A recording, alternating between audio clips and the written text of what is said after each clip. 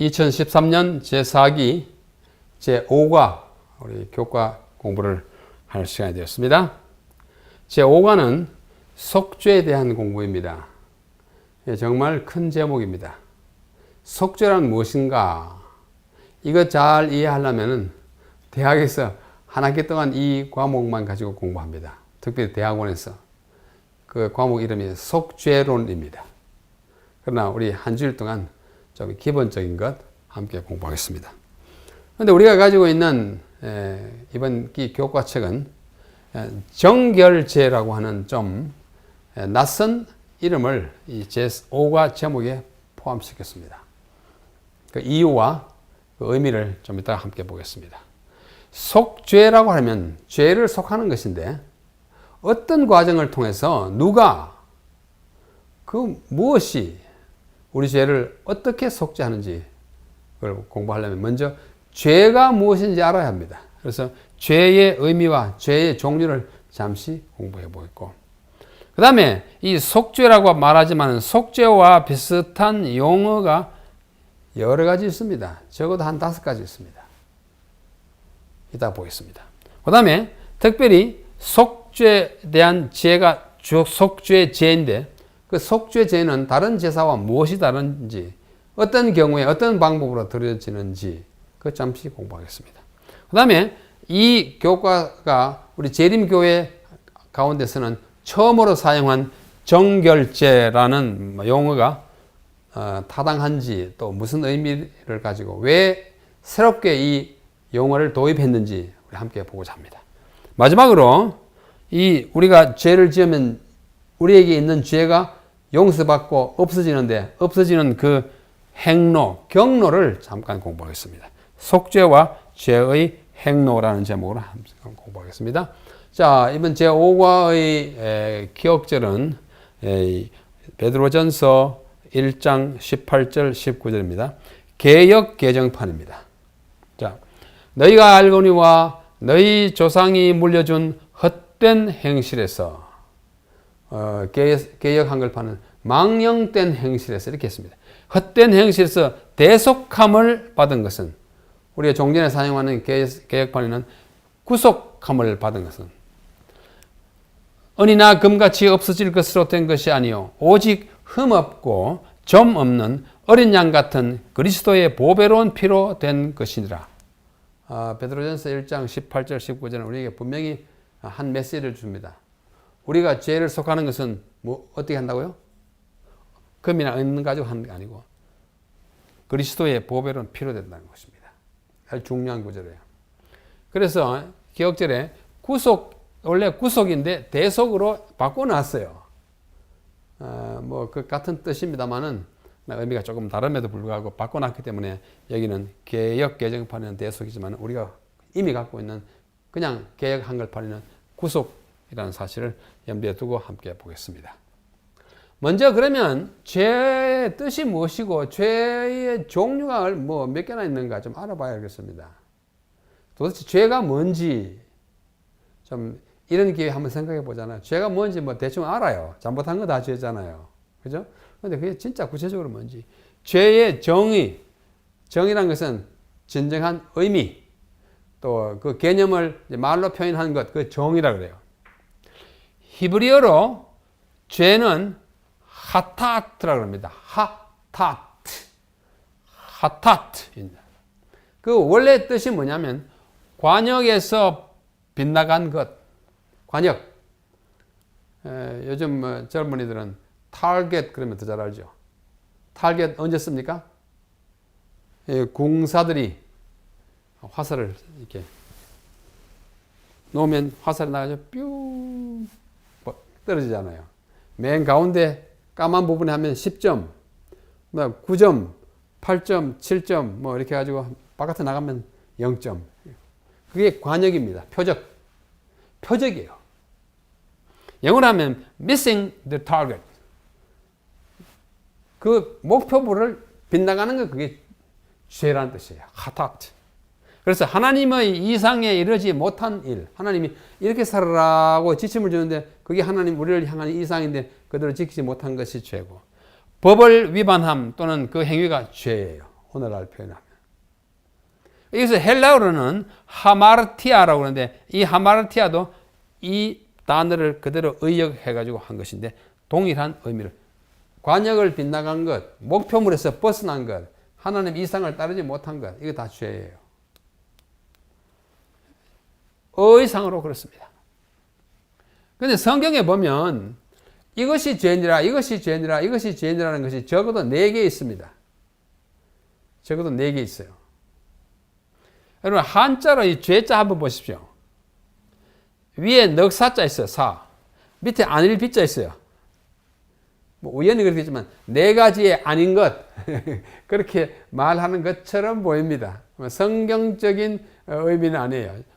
한자가 가지고 있는 모양상의 의미예요. 사, 아니라는 거, 비양심적, 비민주적, 아니라는 거예요. no 하는 거예요. 4가지의 no, 그게 죄라고 말하는 것처럼 보이는데, 뭐, 어떻게 보다 보니까 성경에 보면 4가지, 아니, 이거는 불자지만 아닌 것이 4개 있어요. 첫째는 불법이 죄라고 말합니다. 여기 요한일서 3장 4절에 보면, 죄를 짓는 자마다 불법을 행하나니 죄는 불법이라. 아, 불법이 죄구나. 불법이란 뭐 법을 어긴 거잖아요. 법을 어기면 죄예요. 둘째는 선하지 못한 거예요. 야고보 4장 17절에 보면은 사람이 선을 행할 줄 알고도 행치 아니하면 죄, 선을 아니 행하면 불선이면 죄. 지나가는데 사람이 넘어져가지고 피를 흘리고 있다. 어떻게 해야 돼요? 이렇게 해서 싸매서 병원으로 데려가셔야죠. 그게 선한 일이에요. 행할 힘과 시간도 있음에도 불구하고 귀찮다 해가 지나가 버리면 뭐야? 선을 행할 줄 알고도 행치 아니하면 그건 죄예요. 세상 법으로도 그건 죄입니다. 살릴 수 있는데 방치해가지고 죽여놔도 버리면 그건 죽는 일을 도웠다는 뜻에서 형벌을 면치 못합니다. 불선이 죄예요. 그 다음에 불신, 믿지 못한, 의심하고 먹는 자는 정죄되었나니 믿음으로 조차 하지 아니하는 모든 것이 죄니라. 믿음으로 조차 하지 않는 건 죄입니다. 그래서 우리 믿어야 돼요. 그렇죠? 우리는 안 믿으면 뭐 중립 같지만 안 믿으면 그게 죄예요. 안 믿으면 죽을 수밖에 없는 것입니다. 마지막으로 의롭지만 모든 불의가 죄라고 말합니다. 사망에 이르지 아니하는 죄도 있어요. 죄가 정도에 따라서 아주 경미한 죄, 아이고 잘못했구나 하고 지나가는 거예요. 그러나 뭐 사람을 죽인다든지 불을 지른다든지 이러면 형벌을 면치 못하는 것입니다. 그래서 불의, 불법, 불선, 불신, 불의, 성경에 직접 표현된 것만으로 따지면 4개가 죄로 지목되고 있습니다. 죄의 종류예요. 그런 뜻에서 4가지 아닌 것, 우연히 일치지만 그렇게 생각해 보는 것입니다. 그 다음에 기독교 역사에 이 죄를 이제 논하는 방법이 여러 가지가 생겨났어요. 학자들 사이에 또는 교회 지도자들 사이에. 7개의 cardinal sin, 아주 중한 죄가 있어요. 이 cardinal 말은 아주 기본이 되는 중요한다는 그런 뜻입니다. 다른 뜻으로 뭐 천주교의 추기경도 cardinal이고 있지 않습니까? 7개의 아주 중죄가 있어요. wrath, 분노, 첫째. 둘째, greed, 욕심. 셋째, sloth, 나태. 그 다음에 pride, 교만. lust, 음욕. envy, 질투. 그 다음에 gluttony, 식탐. 아주 탐스럽게 먹기를 탐하는 거예요. 7가지 중대 죄로 전통적으로 일컬어집니다. 그런데 가톨릭 교회에는 2 종류의 죄가 있어요. 하나는 venial sin이고 하나는 mortal sin이에요. venial sin이라는 말은 우리말로 소죄라 그럽니다. 작은 죄라 그러고 mortal sin을 대죄라고 번역합니다. mortal, 죽을 수밖에 없는 죄. venial, 좀 경미한 죄. 뭐 다른 말로 하면 경죄, 중죄. 그러나 그 교회에서는 소죄, 대죄라고도 해요. 근데 성경을 자세히 보면은, 특별히 구약에 보면은, 부지 중에 지은 죄가 많이 있습니다. 뭐 어떻게 하다가 탁 이렇게 했는데, 옆에 사람이 있는 줄 몰랐는데 탁 해가지고 눈에 상처를 입었어요. 그건 죄예요. 부지 중에. 비고의적, 무의식적 죄이고. 그 다음에 고범죄가 있어요. 고의적으로 범한 죄, 의식적으로 내가 이 사람을 한번 망쳐줘야지 하고 가서 때린다든지 이거는 고범죄입니다. 그 다음에 아주 큰 죄가 반역죄예요. 성령을 거역한 죄라든지 국가에 대놓고 이제 반역을 했다. 이런 큰 죄예요. 이런 죄들이 꼭 종류가 1, 2, 3은 아니지만 이런 것들이 성경에 죄의 종류가 여러 가지라는 사실을 함께 살펴보았습니다. 그러면 죄를 지으면 결과가 어떻게 되느냐? 여러 가지가 있는데요. 이사야 59장 2절입니다. 오직 너희 죄악이 너희와 너희 하나님 사이를 내었고 너희 죄가 그 얼굴을 가려서 너희를 듣지 않게 합니다. 죄 때문에 하나님과 우리 사이가 벌어졌고 죄악 때문에 하나님이 우리를 듣지 않는 아주 마치 원수처럼 됐다고 합니다. 죄를 지은 결과는 우리 하나님으로부터 멀어지는 겁니다. 너희 허물이 이러한 일들을 물리쳤고 너희 죄가 너희에게 오는 좋은 것들을 막았느니라. 죄를 지으면 모든 좋은 축복이 다 차단돼요. 그러므로 죄의 결과는 하나님과의 단절이고 떨어지고 그 다음에 불행과 멸망을 초래하는 것입니다. 그래서 우리는 죄를 회개해야 되고 죄를 씻을 수 있는 방법을 주신 것이 성소제도인 것입니다. 그 다음에 우리가 좀 살펴봐야겠어요. 속죄와 비슷한 용어들의 각기 다른 의미입니다. 이것이 오늘 우리 교과에는 구체적으로 나타나 있지 않지만은 제가 생각하기에 아주 중요하다고 생각하기 때문에 좀 소개해드립니다. 여러분, 구속과 구원은 같은 말입니까? 다른 말입니까? 구속, 우리를 구속하신다, 우리를 구원하신다. 그냥 의미의 차이 없이 막 쓰잖아요. 이 두 단어는 동일한 뜻을 가진 단어들인가? 아니면 서로 다른 의미를 가졌는가? 서로 다른 의미를 가졌다면 어떻게 다른가? 또 이와 비슷한 말로 속죄가 있어요. 오늘의 제목이죠. 또 속량이 있습니다. 이거나 두 글자 중에 하나는 같습니다. 여기는 구가 같고 여기는 속이 같아요. 속죄와 속량은 동의어 같은 말인가? 아니면 서로 다른 뜻을 가졌는가? 가졌다면 어떻게 다른가? 잠깐 우리 생각해 보도록 하겠습니다. 이 짧은 시간에 뭐 아주 확실하게 구별하게 할지는 못할지 모르지만 한번 생각해 보시고 앞으로 계속해서 연구하시는 것이 좋습니다. 그래서 저는 여기 이 네 단어를 썼습니다. 구원, 구속, 속죄, 속량. 색깔이 다르듯이 의미가 조금씩 다릅니다. 그러면 구원은 뭐냐? 첫째, 우리가 구원과 구속을 서로 비교할 때 구원은 스스로 헤쳐나올 수 없는 상태에서 죽어가는 사람을 구해내는 거예요. 구조해내는 것입니다. 자기가 자기를 구원할 수가 없어요. 왜? 약해가지고. 가령 10층 아파트 건물에 불이 났다. 막 타올라간다. 근데 거기에 5살 먹은 아이가 잠을 자고 있다. 이 아이가 자기를 구원할 능력이 있습니까? 스스로 헤쳐나올 수 있습니까? 없습니다. 그 아이를 구할 수 있는 사람은 누구예요? 헬리콥터 타고 소방수가 가서 사다리를 타고 오든지 헬리콥터에 실려가든지 그렇게 해야 그가 구원받을 수 있습니다. 구원, 원자가 이게 원조할 때 원자예요. 도와주는 것입니다. 도움을 받아야 살아날 수 있는 걸 그때 구원하는 것입니다. 구속은 무엇이냐? 구속은 부채, 빚더미 올라가요. 범죄로 어떤 사람이 억류되어 있어요. 너 몸값으로 지금 잡혀 있습니다. 부채나 죄를 지어가지고 이 집에 과수원에다가 막 불을 나가지고 다 못 쓰겠다. 너 이놈 이리 자고 꼭 묶어놨어요. 뭘 갖다 주기 전에는 놓아주지 않는 것입니다. 부채나 범죄로 인하여 억류되어 있는 사람을 돈을 주고 구해낼 때 그걸 구속이라 그럽니다.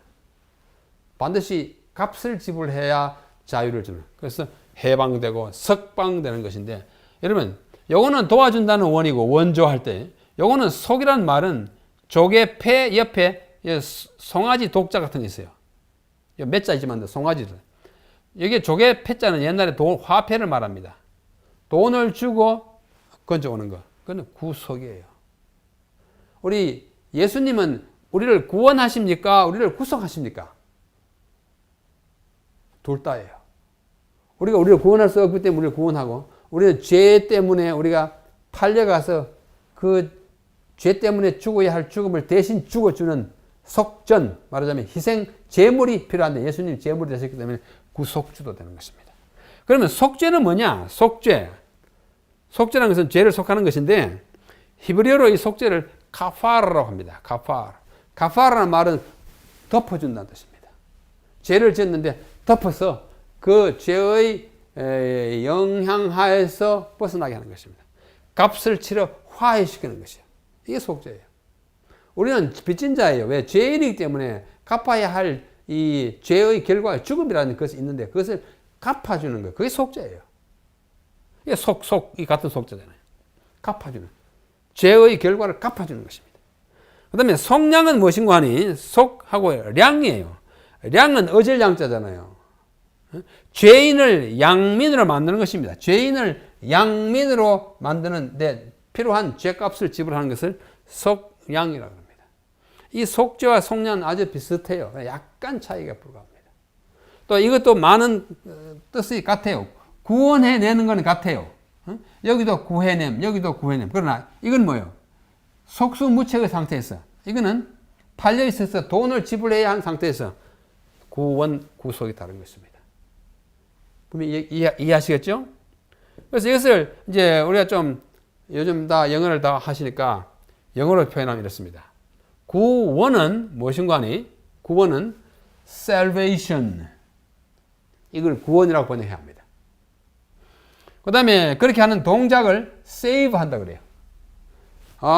죽으려고 그러는 거예요. 가서 save 해오는 거예요. 다른 말은 deliver, 구원해내는 거예요. 그러나 구속은 redemption이라 합니다. 동사가 redeem이에요. redeem은 꼭 물어주고 오는 거예요. 물어주는 거. pay for, 뭘 위해서 돈을 지불하고 가져오는 거예요. 그러므로 이렇게 하는 사람을 savior, 그리고 이렇게 하는 사람을 redeemer 그럽니다. redeemer를 구원자라고 번역하면은 반밖에 안 맞습니다. 옳게 안 맞아요. savior를 구속주라고 번역한 것도 반밖에 안 맞습니다. redemption, redeem 이런 거는 구속이라고 번역해야 돼요. 구속자, redeemer.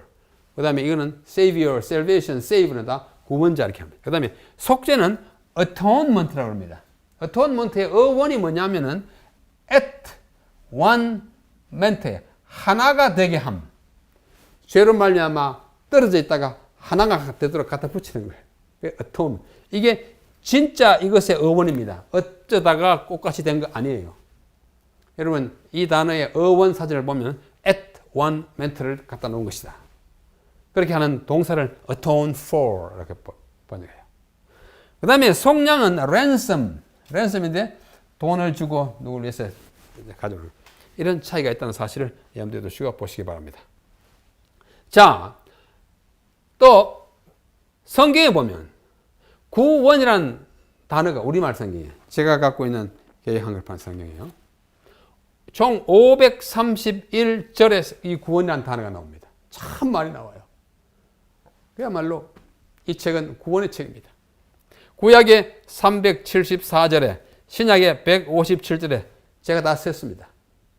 근데 왜 절이라 했느냐? 한 절에 두 번 나올 수도 있어요. 그건 제가 세지 않았습니다. 너무 많아서. 한 절에 두 번 나오면 이보다 더 많아져요. 하여튼 절수로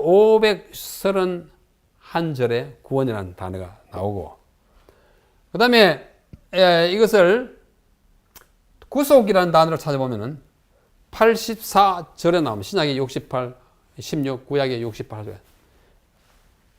구원 531, 구속 81.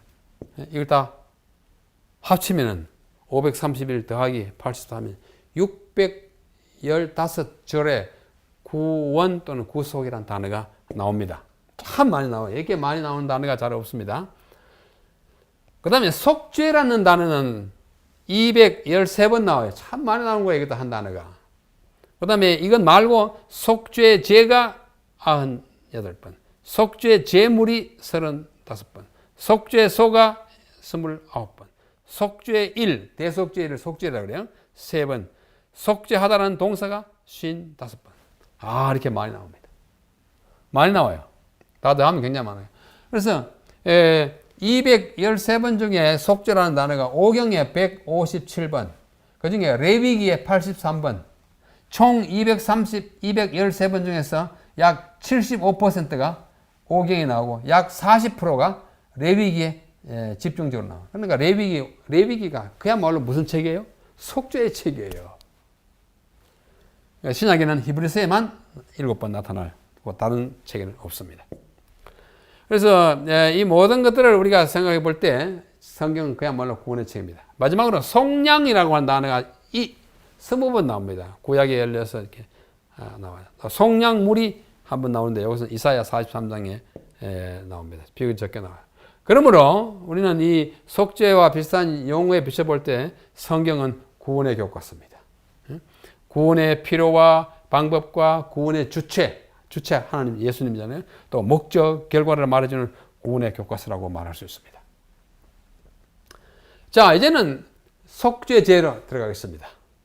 속죄제는 우리말 성경에 딱 100번 나타납니다. 아주 정확하게 100번이에요. 제가 아주 자세히 세봤습니다. 출애굽기에 3번, 레위기에 48번, 민수기에 28번, 기타 구약에 18번, 히브리서에는 3번, 신약에 다른 데 없어요.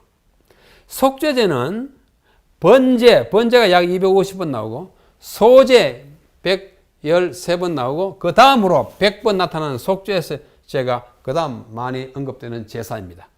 히브리어로 속죄제는 죄라는 말과 동일한 단어인 하타트예요. 아까 이야기했죠? 하타트가 죄예요. 그런데 이 하타트가 또 속죄제도 돼요. 그래서 이것이 속죄제인지 죄인지는 문맥을 봐야 알아요. 그만큼 이것은 죄에는 속죄제가 반드시 들어져야 함을 암시합니다. 속죄제는 다양한 경우에 들어졌으나 이것의 주된 취지는 하나님께 대한 죄, 하타트를 속죄 또는 용서 또는 교정 받는 것이 이 속죄제의 주된 목표입니다. 근데 속죄제는 여러분 죄를 지을 때만 드리는가 보다 이렇게 생각하는데 그게 아니에요. 한번 보십시오. 이 속죄제가 드려지는 경우가 정규적으로 드려지는 경우가 이렇게 많습니다.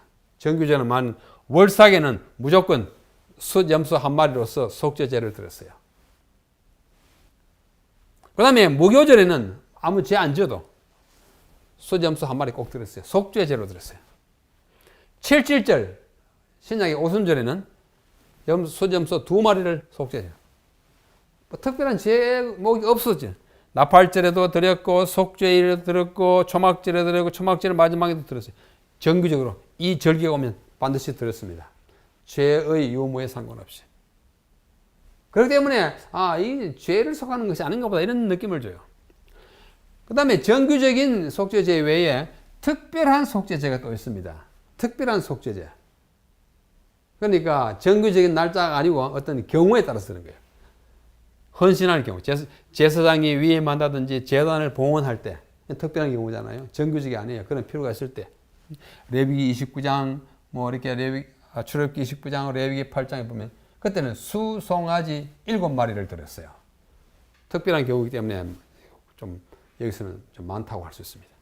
그 다음에 또 다른 헌신, 레위인이 위임할 때는 수송아지 1마리. 나실인이 서약을 위반했을 때 그때는 진짜 속죄예요. 그때는 비둘기 1마리. 속죄제로 됐어요.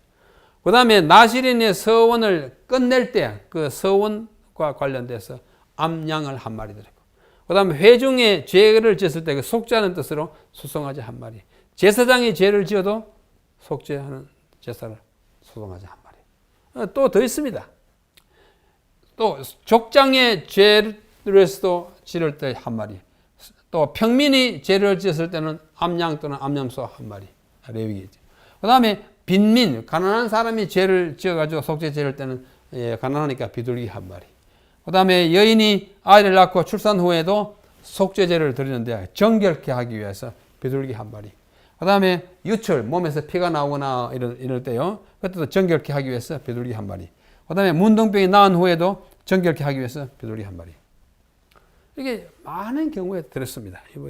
아주 각기 다른 12가지 경우에 들었는데, 그래서 학자들이 생각해, 이 속죄제는 죄가 없어도 드리네. 그죠? 죄가 없어도 드리네. 그래서, 이거는 정결케 하기 위함이다. 그래서 이름을 근래 와서 이걸 속죄제, 영어로 sin offering이라고 하는 것은 좀 덜 맞다. 그러니까 이거는 purification offering, 정결제, sin offering을 purification offering으로 바꿔 부르자 하는 일종의 신학자들의 뭐랄까요? 제안이에요. 근래 신학자들이 속죄제를 정결제라고 부르기를 제안하고 있다. 우리 교과책 저자도 그걸 받아들이는 것이 좋겠다는 뜻으로 이렇게 정해놨어요. 그 이유는 위에서 본 바와 같이 여인들이 출산한 후에는 출산이 죄가 아닌데도 불구하고 속죄제를 드리는 것이 불합리하다는 것입니다. 그러잖아요. 여자아이 낳는데 뭔 죄야? 단지 피를 흘렸으니까 정결케 하는 것이, 그러니까 속죄제라고 하지 말고 정결제라고 하자. 아이를 낳는 것은 결코 죄가 아니라 축하를 받아야 할 일이고 때로는 크나큰 축복이요 하나님의 뜻을 이루는 일이기도 합니다. 그러나 성경에서 속죄제를 드리게 한 것은 단순히 위생적 정결을 위한 것이 아니었습니다. 위생적인 정결만을 위해서 드리는 게 아니에요. 출산으로 인하여 또는 월경으로 인하여 피를 흘리는 것은 예식적으로 부정한 것이에요. 왜? 피를 흘리는 것은 부정한, 피가 생명이니까 생명이 몸 밖으로 나오면 죽음이 돼요. 그러니까 그래 피를 흘리면 부정하게 되기 때문에 속죄제를 드리도록 하였습니다. 여인이 출산하고 나서 부정한 것은 피를 흘렸기 때문입니다. 피가 더러워서가 아니에요. 피에 있는 생명이 죽었으니까 예식적으로 부정한 것입니다. 피에는 생명이 있고 피를 흘리면 그 피는 죽음이 되고 그렇게 되면 시체와 마찬가지로 부정하게 여겨졌어요. 이거 의식에서 그래서 속죄제를 드리게 한 것입니다. 여러 절기에도 속죄제를 드리게 한 것은 어떤 개인이 어떤 구체적인 죄를 범했기 때문이 아니라 우리 인간은 본질적으로 부정하기 때문에 새로이 깨끗하게 되도록 속죄제를 드리게 한 것입니다. 그래서 명칭 자체가 하타트, 죄예요. 죄라는 이름으로 가진 이 속죄제를 정결제로 하자고 하는 취지는 좋지만은 오히려 좀 혼란스럽게 만들지 않나. 그러나 그들의 취지를 이해해 주시고 가정책 공부할 때 그렇게 하시기 바랍니다. 자, 마지막으로 이 속죄와 죄의 행로, 매일의 제사를 통하여 죄가 이렇게 옮아갑니다. 죄의 모든 근원은 사단이에요. 사단이 죄인으로 하여금 죄를 짓게 우리를 꼬드게 가지고 유혹해 죄를 짓게 가지고 죄가 사단에서 죄인에게 갑니다. 나는 죄인이 됐습니다. 죄를 지어 가지고 어떻게 해요? 제물을 들고 성소에 가죠. 가서 그 제물 위에 안수합니다. 안수할 때는 그냥 손만 이렇게 잡고 이렇게 내 몸의 무게를 이렇게 실어서 내 죄를 네가 좀 져다고 안수를 통하여 죄인에게서 죄가 제물로 갑니다. 안수를 통해서 내 죄가 쟤한테 갔어요. 근데 이제 이 제물은 어떻게 돼요? 희생되잖아요. 희생돼 가지고 피는 성소에 가져가고 그 고기는 제사장이 가서 먹습니다. 그래서 상징적으로 죄가 제물에서 피를 통해서 성소에도 가고 고기를 통해서 제사장에게로 갔어요. 제사장은 백성들의 사실 죄를 먹고 사는 것이나 다름없는 상징성이 그렇게 있었어요. 죄를 제사장이 다 짊어지고 있는 거예요. 성소의 피를 통해서 죄가 성소에 다 간 거예요. 성소는 예수님의 몸이에요. 그래서 죄의 전가와 이동, 그리고 일단은 죄인이 안수하고 제물을 드림으로써 죄가 죄인에게서 떠났습니다. 상징적으로. 전이 됐어요. 전가 됐어요. 개인과 백성이 용서를 받았고 죄의 대속과 전가가 이루어지는 것이 매일의 제사를 통해서 이루어집니다. 그러다가 이제 속죄가 되면 다 없어지지 않습니까? 자, 매일 드리는 제사와 매 절기에 드리는 축제의 제사는 개인 또는 회중의 죄를 영원히 도말하는 것이 아니라 성소와 제사장에게로 일단 옮겨가는 것입니다. 매일의 제사를 통해서. 그래서 개인과 회중은 용서를 받긴 했지만은 죄는 전가, 이동되기만 했지 완전히 없어지거나 처분되지는 않았습니다. 죄의 최종 처분은 속죄일에 와야 이루어졌어요. 그게 속죄일이 얼마나 중요한지 그 이유가 되는 것입니다. 그래서 오늘의 과목을 통해서 우리는 이 죄 정결제가 도대체 무엇인지, 왜 그게 들어야 하는지 배우게 되는 것입니다. 성서는 정말 깊은 속죄의 이론을 체험하게 하는 것인데 이를 통해서 아하, 죄가 이렇게 이동해서 나를 떠나가서 마침내 속죄일에 처분되는구나 하는 사실을 가늠하고 이해하게 되시기를 바랍니다. 또 다음 주에 다시 뵙겠습니다. 안녕히 계십시오.